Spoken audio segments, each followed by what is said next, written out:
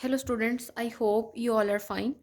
In today's lecture, we will talk about trigonometric integrals.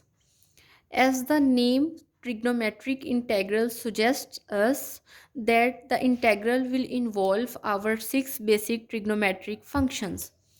Now, first of all, we have to know about how many trigonometric functions we have.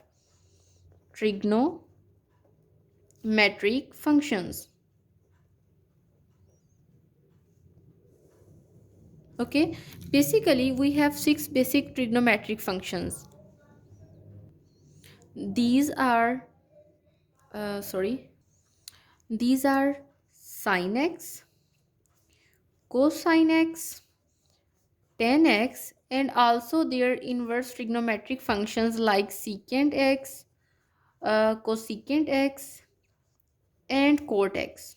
Okay, these are the six basic trigonometric functions, and your integral, as it is trigonometric integrals, then your integral may involve the algebraic combination of these functions. Okay, now most of the time when we come across a trigonometric integral, we prefer to convert it into the form of sine and cosine, because then after that it become very easy for us to solve the question. But most of the time, like in the case with the secant square x, there is no need to convert it in the form of sine x and cos x, because we know that its antiderivative is tan x, so its integration is equal to this one, tan x plus the constant of integration. Now let us come towards the products of powers of sines and cosines. Most of the time you come across a situation when your integral would be of the form sine raised to power mx, cos raised to power nx times dx, where m and n are non-negative integers. You know, non-negative is just positive integers or zero, not include negative integers. Okay, if your powers are non-negative integers and you involve an integral of this form, then what is the procedure?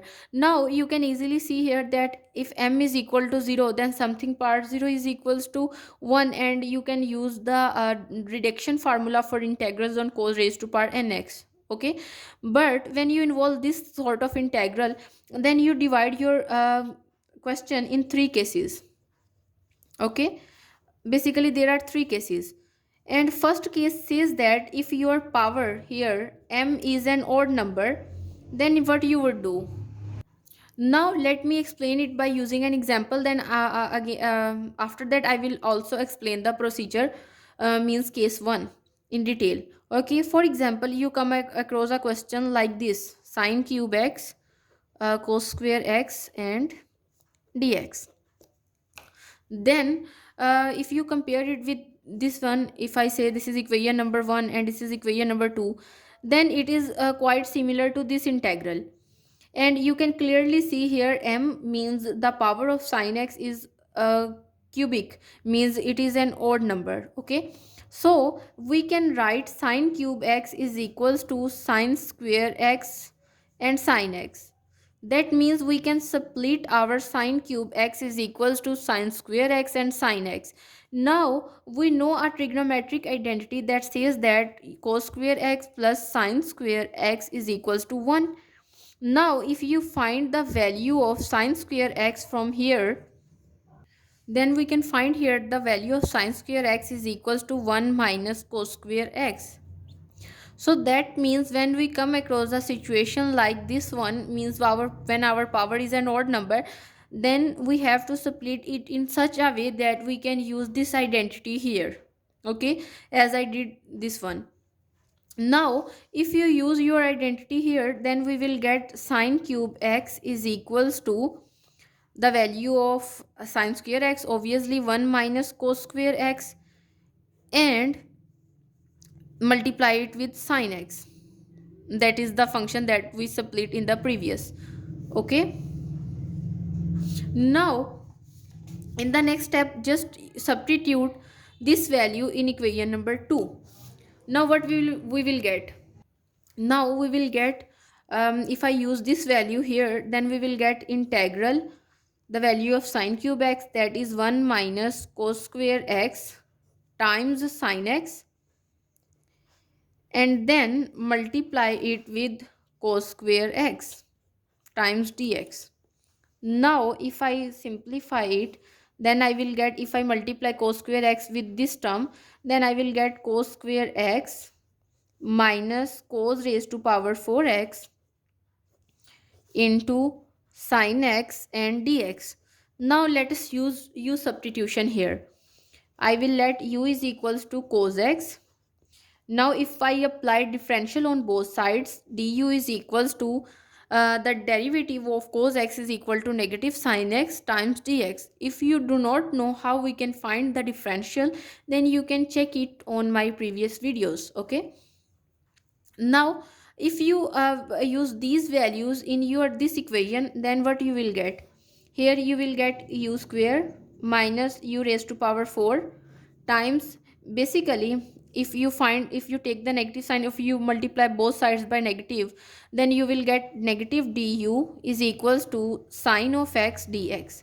Now if you substitute this value, then you will get negative du. Now if I multiply this one, then we will get u raised to power 4 negative u square, because this u square would get negative and this u raised to power 4 would get positive, and that's why I get this thing. Okay, then after that, if you use the integration means power rule, power 1 add in the power and divided by the added power, then you will get this, and plus the constant of integration definitely. Now substitute u is equals to cos x back, because our question, our requirement in the question is to find the value of functions that involve the variable x. So we couldn't write our answer in the form of u, because we have to fulfill the requirement. That's why I am substituting u back, and you will get cos raised to power 5x divided by 5 minus cos raised to power 3x divided by 3 plus the constant of integration, and this is your required answer.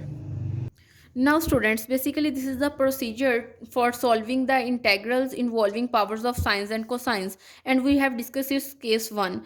Now if I explain in general the case 1, then it says that when you involve a power of sine mx, obviously if it is m is an odd number, definitely if m is odd, then we can write it as m is equal to 2k plus 1, means the multiple of an even number plus 1. Okay, now you can write it as sine raised to power 2k plus 1 times x, and you can also write sine raised to power 2k times sine of x, means I split these two terms, and if you added them back, then you get this result. Okay, this is basically, I write it extra because I want to explain the thing that if m is odd, then we can write it as this one. Now after that, you can also write sine square x raised to power k and sine x. Okay, and then you can use the identity here, 1 minus cos square x times k times sine x. Now basically the case 1 says that when you involve a power of sine x that is an odd number, then you can split it in this form, that you can use the identity this one. Okay, first of all, when you come across this kind of question, you have to observe it clearly, because in the next two lectures I will also discuss other two cases which also explain if our powers is even, then what we should do. Okay, so that's why when you come across this condition, when the power of sine is an odd number, then you can use the identity this one, and you have to arrange or split your question in such a way that it is feasible for you to use this identity. Okay, now students, this is all about my today's lecture, that is about trigonometric integrals and about the cases of products of powers of cosines and sines integral. So thank you so much, see you next time.